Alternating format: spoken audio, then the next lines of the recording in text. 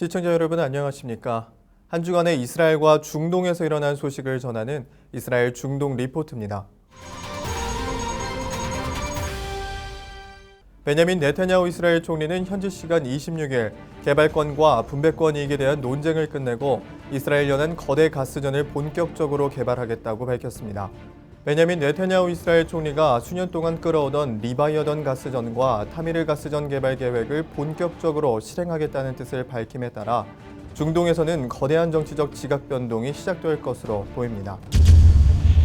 북한 핵 전문가들이 지난달 테헤란 근방 군 연구시설을 방문한 것으로 보인다고 타임스 오브 이스라엘이 현지 시간 28일 보도했습니다.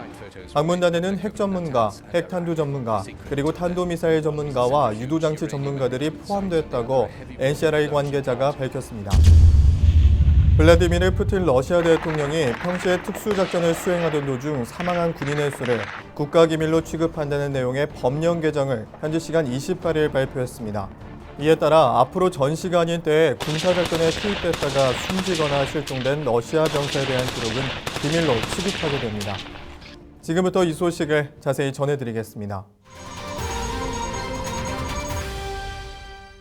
첫 번째 소식입니다. 베냐민 네타냐후 이스라엘 총리는 현지 시간 26일 개발권과 분배권 이익에 대한 논쟁을 끝내고 이스라엘 연한 거대 가스전을 본격적으로 개발하겠다고 밝혔습니다. 미국 기업과 이스라엘 기업의 가스전 독점 개발에 반대해 이스라엘의 반독점 기구 수장이 사임한 지 하루 만입니다. 네타냐후 총리는 이날 장관 회의를 열고 이스라엘로 흘러들어오는 가스를 막는 대중영합주의적 움직임이나 압박을 허용하지 않겠다고 말했습니다. 베냐민 네타냐후 이스라엘 총리가 수년 동안 끌어오던 리바이던 가스전과 타미르 가스전 개발 계획을 본격적으로 실행하겠다는 뜻을 밝힘에 따라 중동에서는 거대한 정치적 지각 변동이 시작될 것으로 보입니다. 이스라엘 정부는 리바이던 가스전과 타미르 가스전에서 나오는 천연가스를 자국 내 소비보다는 터키, 이집트, 팔레스타인, 요르단 등에 공급한다는 계획을 세워놓고 있습니다. 이스라엘 정부는 저렴한 가격의 가스를 중동 국가들에 공급함으로써 이스라엘 멸망이라는 목표를 가진 중동 주요 국가들의 증오를 누그러뜨리고 상생한다는 국가 전략을 세워놓고 가스 개발 계획을 세우고 있습니다. 다음 소식입니다. 베냐민 네타냐후 이스라엘 총리가 지난 2009년 집권 이후 처음으로 정착촌 문제와 관련해 팔레스타인과 대화를 원한다는 뜻을 유럽연합에 전달한 것으로 알려졌습니다. 현지 시간 26일 뉴욕타임즈는 네타냐후 총리가 지난주 페데리카 모게리니 EU 외교안보 고위 대표를 만나 요르단강 서안 지구의 유대인 정착촌 중 무엇이 이스라엘로 편입될 수 있는지 팔레스타인과 협상하고 싶다는 뜻을 전했다고 보도했습니다. 이스라엘 일간 하레츠에 따르면 익명의 이스라엘 관리는 명백한 팔레스타인 점령지가 있고 마찬가지로 명백히 이스라엘 점령지인 지역도 있다며 어느 지역에 우리가 계속 정착촌을 지을 수 있는지 합의에 도달하고 싶은 것이라고 말했습니다. 반면 팔레스타인은 이번 제안을 일축했습니다. 팔레스타인 측 협상 대표인 사헤브 에레카트는 이번 제안이 팔레스타인 동의하에 불법 정착촌 건설을 계속하겠다는 요청이라고 비난했고 하난 아슈라이 팔레스타인 해방기구 집행위원은 정착촌 건설을 합법화하겠다는 것은 더 많은 팔레스타인 영토를 훔치겠다는 노골적인 시도라고 비난했습니다. 다음 소식입니다. 북한 핵 전문가들이 지난달 테헤란 근방 군 연구시설을 방문한 것으로 보인다고 타임스 오브 이스라엘이 현지 시간 28일 보도했습니다.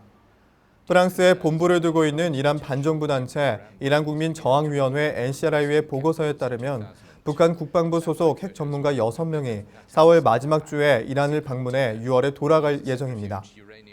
북방문단에는 핵 전문가, 핵 탄두 전문가, 그리고 탄도미사일 전문가와 유도장치 전문가들이 포함됐다고 NCRI 관계자는 밝혔으며 테헤란 서쪽 무기개발연구소에 비밀리에 도착했다고 주장했습니다. 북한과 이란의 군 협력 내용은 탄도미사일 기술 개발과 교환을 포함하는 것으로 알려졌습니다. 이것은 유엔 제재 조치를 위반하는 사항입니다. 샤인 고바디 NCRI 대변인은 NCRI의 보고서는 이란이 핵을 포기하지 않을 것임을 증명하는 것이며 핵 개발 프로그램은 아직도 진행 중이고 그 속도도 전혀 줄지 않고 있다고 지적했습니다. 이스라엘 당국도 이란의 탄도미사일 프로그램은 이란이 핵무기 개발 의지가 있음을 보여주는 단적인 예라고 주장하고 있지만 이란 측은 이를 부인하고 있습니다. 국제원자력기구 IAEA 핵감시단도 이에 대해 언급을 회피하고 있는 상황입니다. 이란과 주요 6개국은 이란 핵개발 제재 합의안이 오는 30일까지 전면 합의되기를 바라고 있습니다. 반면 이란 당국이 군시설 접근을 허용할지가 회담의 난제가 될 것으로 예측됩니다. 프랑스 당국은 만일 이란이 군사시설 관리 방법을 협상 내용에 포함하지 않는다면 협상안에 서명을 하지 않을 것이라고 밝혔습니다. 다음 소식입니다. 버락 오바마 대통령은 현지 시간 1일 이란 핵 문제 해법과 관련해 미국 주도로 현재 진행 중인 외교적 협상이 최선이라는 점을 거듭 강조했습니다. 오바마 대통령은 이날 이스라엘 방송 채널2 인터뷰 발제록에서 군사적 공격으로는 이란 핵 프로그램을 해체하지 못한다면서 이같이 밝혔다고 이스라엘과 미국 언론이 전했습니다. 오바마 대통령은 막연한 나의 희망이 아니라 객관적 증거와 면밀한 분석을 토대로 판단해 봤을 때 이란의 핵무기 개발을 막을 수 있는 최선의 길은 역시 탄탄하고 검증 가능한 협상과 합의라고 강조했습니다. 그는 군사적 해법으로는 이란의 핵 문제를 해결할 수 없다면서 설령 국제사회가 이란을 군사적으로 공격하는데 미국까지 가담하더라도 핵 개발의 속도를 일시적으로 늦출 수는 있겠지만 완전히 제거하지 못한다고 지적했습니다. 오바마 대통령은 이어 이란 핵협상에 반대하는 이스라엘이 미국의 사전 동의 없이 이란 핵시설을 공격할 수도 있다고 우려하냐는 질문에는 그런 것을 추측하지 않겠다면서 다만 내가 이스라엘 국민들에게 할 수 있는 말은 여러분의 우려와 두려움을 잘 알고 있다는 사실이라고 답했습니다. 다음 소식입니다. 블라디미르 푸틴 러시아 대통령이 평시에 특수작전 수행 중 사망한 군인의 수를 국가기밀로 취급한다는 내용의 법령 개정을 현지 시간 28일 발표했습니다. 이에 따라 앞으로 전시간인 때의 군사작전에 투입됐다가 숨지거나 실종된 러시아 병사에 대한 기록은 기밀로 취급하게 됩니다. 이번 법령 개정은 지난해 발발한 우크라이나 사태에 러시아가 개입하고 있다는 의혹이 제기되고 있는 가운데 발표됐습니다. 러시아 야권과 인권단체들은 내전이 일어나고 있는 우크라이나 동부에 투입된 러시아 병사 중 최소 220명이 숨졌다고 주장하고 있습니다.